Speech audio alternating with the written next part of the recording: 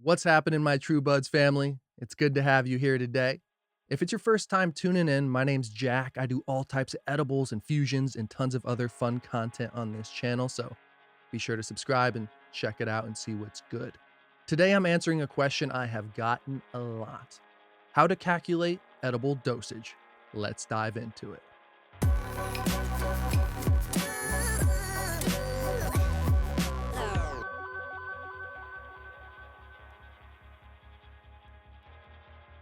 And I assure you, my buds, it is very simple to figure out. You're just gonna need a couple pieces of information off the jump.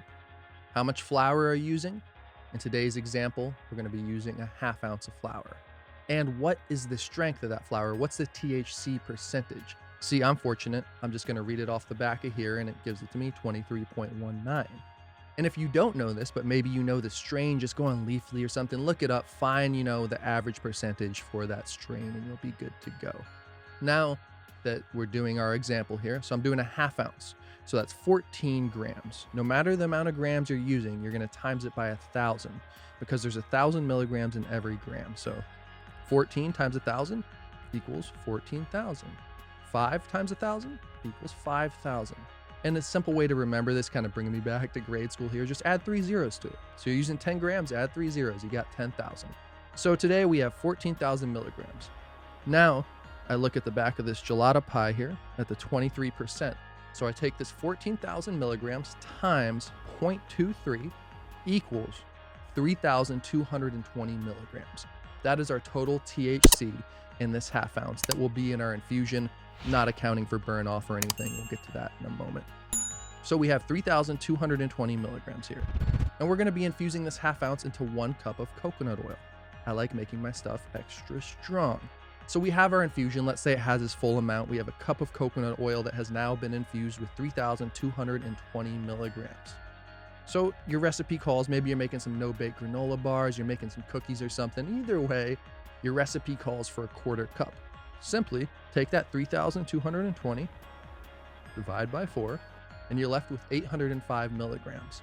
So in that batch, let's just say of cookies, you're gonna have 805 milligrams. Now, let's say you made 10 cookies. 805 divided by 10 equals 80 milligrams per cookie there. It's really simple, about like that, and you're good to go. Now, I don't even know why I've been putting off this video. I wrote it down a couple times and I forgot, to be honest with you. I got a question recently that kind of sparked it in my mind. Now, you might be saying in some of my other videos, actually most of my videos, I get a lot of trim and shake that's like mixed together from friends, that friends give me all this. And I don't know the THC percentage, so I can't calculate it at all. So what do? I use the T-Check 2 Potency Tester. This thing has been a lifesaver for me. While the math, can give you a pretty basic answer, and it's great to know, especially, if you don't have a T-Check or you can't afford it or whatever, it's good to have that math on the back end. But like I said, I'm using trim and shake. I don't know the percentage. So when I'm giving people stuff, if I didn't have this to test it, I would be even more like, be careful. I'm like, be careful when people are taking edibles anyway, start slow, but this thing has helped me a lot. Now, I'd mentioned something burn off earlier. This can happen. So there's a potential for some of the THC to burn off when you're decarbing your bud. Decarboxylation is the process of activating your THC. So you're left with an active product. You can also do a passive infusion as well, but you could still have some burn off there. So let's say we're doing what I do in most of mine, which I decarb. So there might be a little burn off there. Then you put it in your crock pot, stove, or whatever. There might be a little more burn off during the infusion. I love using the Levo 2. I doubt there's really any burn off there. And then depending how you're making it.